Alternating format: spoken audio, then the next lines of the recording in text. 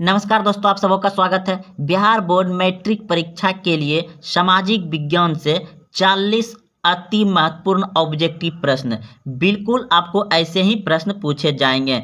इसमें जो सभी प्रश्न आप देख रहे हैं, सभी प्रश्न बिहार बोर्ड मैट्रिक परीक्षा में पूछे गए हैं और यह सभी बहुत ही महत्वपूर्ण प्रश्न हैं जो आप स्क्रीन पर देख रहे हैं। तो आप चाहते हैं अधिक से अधिक नंबर लाने के लिए, तो आपको ऑब्जेक्टिव पर ध्यान अच्छे से देना होगा। तो देखिए, इसमें आपको इतिहास, भूगोल, राजनीतिक विज्ञान, अर्थशास्त्र एवं आपदा प्रबंधन से प्रश्न है। तो 40 प्रश्न है, कुल 40 नंबर का है। आप इसी तरह से डेली एक वीडियो हम अपलोड कर रहे हैं। आप जरूर 20 से 10 मिनट निकाल करके इस वीडियो को देखें। तो चलते हैं। पहला नंबर प्रश्न देखिए, इतिहास से है कि यूरोप वासियों के लिए किस देश का साहित्य एवं ज्ञान विज्ञान प्रेरणा का स्रोत रहा है। प्रश्न आप समझ गए होंगे अच्छे से कि यूरोप वासियों के लिए किस देश का साहित्य एवं ज्ञान विज्ञान प्रेरणा का स्रोत रहा है। तो इस प्रश्न का उत्तर होगा आपका ऑप्शन नंबर बी, यानी खो, यूनान। अगले प्रश्न की ओर। प्रश्न आपका, इटली एवं जर्मनी वर्तमान में किस महादेश के अंतर्गत आते हैं। इटली एवं जर्मनी वर्तमान में किस महादेश के अंतर्गत आते हैं। तो इस प्रश्न का उत्तर होगा आपका ऑप्शन नंबर सी, यानी यूरोप। अगला प्रश्न है आपका, रूस में जार का अर्थ होता है। रूस में जार का अर्थ होता है। तो इस प्रश्न का उत्तर होगा आपका ऑप्शन नंबर डी, बिल्कुल सही है, रूस का सम्राट। जार का यानी रूस का सम्राट। अगला प्रश्न देखिए, हिंद चीन क्षेत्र में कौन सा देश आते हैं। प्रश्न है, हिंद चीन क्षेत्र में कौन कौन से देश आते हैं। तो इस प्रश्न का उत्तर होगा आपका ऑप्शन नंबर सी, बिल्कुल सही है, कंबोडिया, वियतनाम, लाओस, ये तीनों आते हैं हिंद चीन क्षेत्र में। याद रखिएगा, ये प्रश्न बहुत बार पूछे गए हैं और पूछे जाएंगे। अगला प्रश्न देखिए, प्रश्न आपका 5 नंबर, वल्लभ भाई पटेल को सरदार की उपाधि किस किसान आंदोलन के दौरान दी गई थी। वल्लभ भाई पटेल को सरदार की उपाधि किस किसान आंदोलन के दौरान दी गई थी। तो इस प्रश्न का उत्तर होगा आपका बारदोली आंदोलन के दौरान दी गई थी। महिलाओं के द्वारा महात्मा गांधी ने कहा था उत्तराखंड में, और यह आंदोलन हुआ था वृक्ष कटाव के। अगला प्रश्न देखिए, जनसंख्या का घनत्व सबसे अधिक कहाँ होता है। जनसंख्या का घनत्व सबसे अधिक कहाँ होता है। तो इस प्रश्न का उत्तर होगा आपका ऑप्शन नंबर डी, बिल्कुल सही है, महान नगरों में, यानी महान नगरों में होता है। अगला प्रश्न देखिए, भारत के लिए पहला फैक्ट्री एक्ट किस वर्ष पारित हुआ। भारत के लिए पहला फैक्ट्री एक्ट किस वर्ष पारित हुआ। तो इस प्रश्न का उत्तर होगा आपका ऑप्शन नंबर सी, बिल्कुल सही है, 1881 ईस्वी में भारत के लिए पहला फैक्ट्री एक्ट पारित हुआ था, 1881 ईस्वी में। चलिए अगले प्रश्न की ओर। प्रश्न है, गिरमिटिया मजदूर बिहार के किस क्षेत्र से भेजे जाते हैं। गिरमिटिया मजदूर बिहार के किस क्षेत्र से भेजे जाते हैं। तो इस प्रश्न का उत्तर होगा आपका ऑप्शन नंबर डी, बिल्कुल सही है, पश्चिमी क्षेत्र से, यानी पश्चिमी क्षेत्र से गिरमिटिया मजदूर भेजे जाते हैं।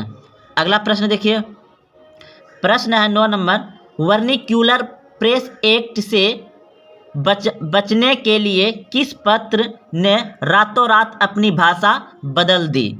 तो इस प्रश्न का उत्तर होगा आपका ऑप्शन नंबर सी, बिल्कुल सही है, अमृता बाजार पत्रिका ने रातों रात अपना भाषा बदल दिया था। अगला प्रश्न देखिए, पूर्ण स्वराज की मांग का प्रस्ताव कांग्रेस के किस अधिवेशन में पारित हुआ। प्रश्न है, पूर्ण स्वराज की मांग का प्रस्ताव कांग्रेस के किस अधिवेशन में पारित हुआ। तो इस प्रश्न का उत्तर क्या होगा, जल्दी सोचिए, बहुत ही आसान प्रश्न और यह हर बार पूछे जाते हैं। तो इस प्रश्न का उत्तर हो गया आपका ऑप्शन नंबर ए, बिल्कुल सही है, लाहौर अधिवेशन में 1929 पंडित जवाहरलाल नेहरू के द्वारा यह प्रस्ताव रखा गया था, 1929 लाहौर अधिवेशन में। अगला प्रश्न देखिए, भारत के किस स्थान पर पहला परमाणु ऊर्जा केंद्र स्थापित किया गया था? भारत के किस स्थान पर पहला परमाणु ऊर्जा केंद्र स्थापित किया गया था? तो इस प्रश्न का उत्तर होगा आपका ऑप्शन नंबर डी, बिल्कुल सही है, तारापुर। भारत के किस स्थान पर पहला परमाणु ऊर्जा केंद्र स्थापित किया गया था? तारापुर। अगला प्रश्न देखिए, प्राकृतिक गैस किस खनिज के साथ पाया जाता है? प्राकृतिक गैस किस खनिज के साथ पाया जाता है? तो इस प्रश्न का उत्तर होगा आपका ऑप्शन नंबर बी, यानी पेट्रोलियम। पेट्रोलियम के साथ प्राकृतिक गैस पाया जाता है।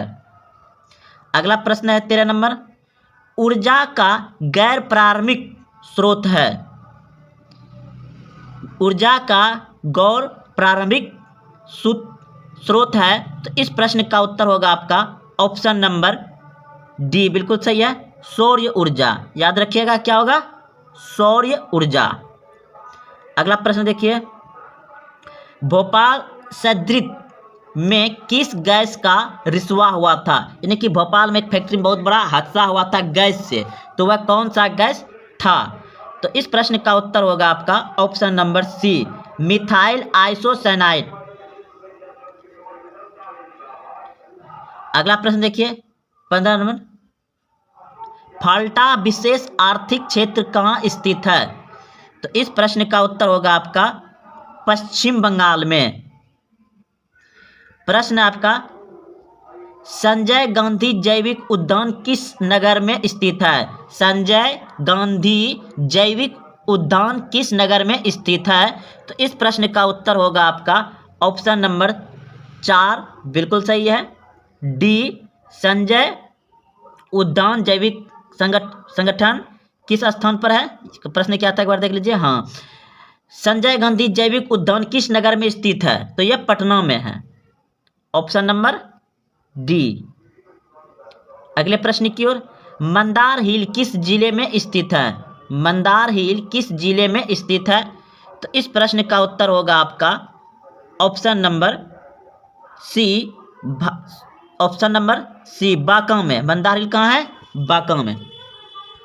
अगला प्रश्न देखिए, ऊंचा वक्ष प्रदर्शन के लिए हेस्यूर विधि का विकास किसने किया था?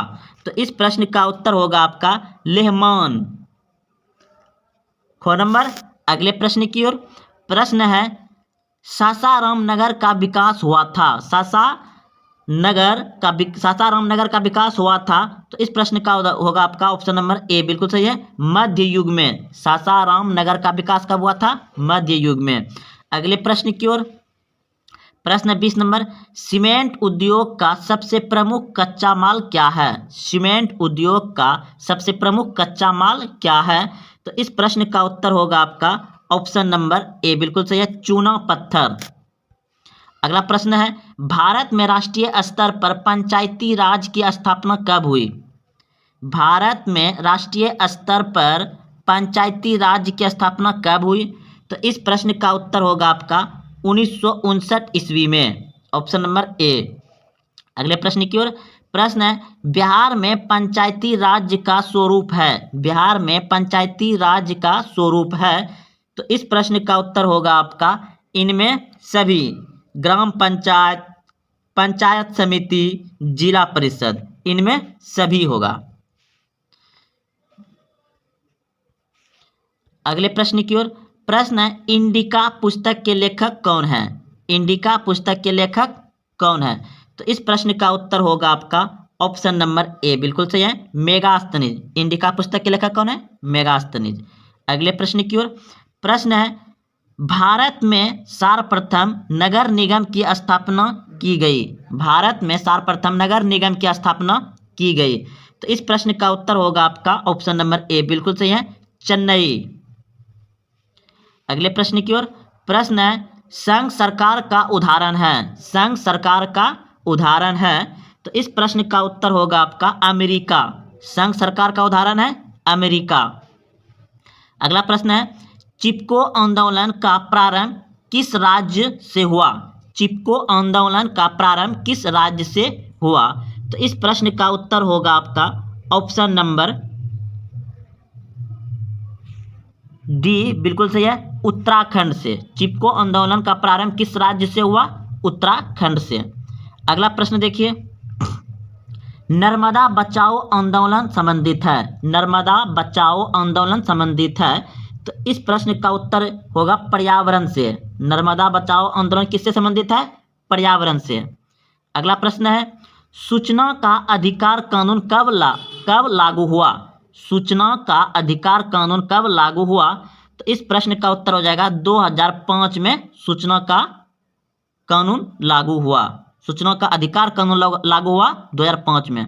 अगला प्रश्न है, बिहार में संपूर्ण क्रांति का नेतृत्व किसने किया? बिहार में संपूर्ण क्रांति का नेतृत्व किसने किया? तो इस प्रश्न का उत्तर होगा आपका option number Jayaprakash Narayan, D. Jayaprakash Narayan ने बिहार में संपूर्ण क्रांति का नेतृत्व किया था। बिहार में संपूर्ण क्रांति का नेतृत्व किसने किया था? जयप्रकाश नारायण ने। अगला प्रश्न है, 30 नंबर प्रश्न है, निम्न को प्राथमिक क्षेत्र कहा जाता है। तो इस प्रश्न का उत्तर होगा आपका ऑप्शन नंबर बी, यानी मछली पालन को प्राथमिक क्षेत्र कहा जाता है। देखिए, कृषि प्राथमिक क्षेत्र होता है, कृषि, और कृषि के अंतर्गत आता है पशुपालन, मछली पालन, ये सभी प्रथम क्षेत्र हैं। और सेवा क्षेत्र जो है तीसरा है, औद्योगिक क्षेत्र जो है ये दूसरा है। तो चलते हैं अगले प्रश्न की ओर। योजना आयोग का अध्यक्ष कौन होता है? योजना आयोग का अध्यक्ष कौन होता है? तो इस प्रश्न का उत्तर होगा आपका ऑप्शन नंबर बी, बिल्कुल सही है, प्रधानमंत्री। योजना आयोग का अध्यक्ष कौन होता है? प्रधानमंत्री। तो अभी प्रधानमंत्री कौन है? नरेंद्र मोदी, योजना आयोग का अध्यक्ष।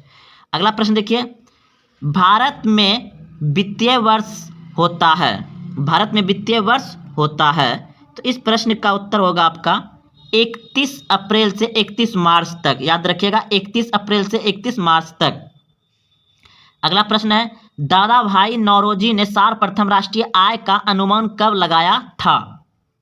दादा भाई नौरोजी ने सर्वप्रथम राष्ट्रीय आय का अनुमान कब लगाया था? तो इस प्रश्न का उत्तर होगा आपका 1868 ईस्वी में। ऑप्शन नंबर ए, कब लगाया था? 1868 ईस्वी में दादा भाई नौरोजी ने प्रथम राष्ट्रीय आय का अनुमान लगाया था। उसमें प्रत्येक व्यक्ति का 20 रुपया आय था। अगला प्रश्न है, मुद्रा के कार्य है। मुद्रा के कार्य है, तो इस प्रश्न का उत्तर हो जाएगा इनमें सभी, मापन, संचय, भुगतान, इनमें सभी। अगला प्रश्न है, भारत की वित्तीय राजधानी किस शहर को कहा गया है? भारत की वित्तीय राजधानी किस शहर को कहा गया है? तो इस प्रश्न का उत्तर हो जाएगा आपका मुंबई। मुंबई को वित्तीय राजधानी कहा गया है भारत का। अगला प्रश्न है, कौन बीमारू राज्य नहीं है? कौन बीमारू राज्य नहीं है? तो इस प्रश्न का उत्तर होगा आपका ऑप्शन नंबर खो, यानी बी, कर्नाटक। कर्नाटक है बीमारू राज्य नहीं है। कर्नाटक बीमारू राज्य नहीं है। और बिहार क्या है? बीमारू राज्य है। उड़ीसा बीमारू राज्य है। मध्य प्रदेश बीमारू राज्य है। तो प्रश्न को ध्यान से समझिए, कौन बीमारू राज्य नहीं है? तो कर्नाटक बीमारू राज्य नहीं है। अगला प्रश्न है, इनमें से कौन बहुराष्ट्रीय कंपनी नहीं है? बहुराष्ट्रीय कंपनी नहीं है, इनमें से कौन? तो ऑप्शन नंबर डी हो जाएगा इसका, संतोष। अगला प्रश्न है, भारत में उपभोक्ता संरक्षण अधिनियम की घोषणा कब हुई? भारत में उपभोक्ता संरक्षण अधिनियम की घोषणा कब हुई? तो इस प्रश्न का उत्तर हो जाएगा 1986 ईस्वी में। अगला प्रश्न है, महासागर के तली पर होने वाला कंपन को किस नाम से जाना जाता है? महासागर के तली पर होने वाला कंपन किस नाम से जाना जाता है? तो इस प्रश्न का उत्तर होगा आपका ऑप्शन नंबर सी, बिल्कुल सही है, सुनामी। महासागर के तली पर होने वाला कंपन किस नाम से जाना जाता है? सुनामी नाम से जाना जाता है। लास्ट प्रश्न है 40 नंबर, मलबे के नीचे दबे हुए लोगों का पता लगाने के लिए किस यंत्र की मदद ली जाती है? तो इस प्रश्न का उत्तर हो जाएगा आपका ऑप्शन नंबर खो, इंफ्रारेड कैमरा। तो दोस्तों ये 40 प्रश्न ऑब्जेक्टिव थे सामाजिक विज्ञान के, बहुत महत्वपूर्ण। आप इसे अंत तक 1-2 बार जरूर देखें ताकि बिहार बोर्ड मैट्रिक परीक्षा में आप अधिक अंक ला सकते हैं। तो मिलते हैं फिर कल। अगर हाँ आप चाहते हैं इस तरह का मॉडल पर घर में भी प्रैक्टिस सेट बनाने के लिए, तो आप हमारे इस व्हाट्सएप नंबर पर मैसेज करें। धन्यवाद।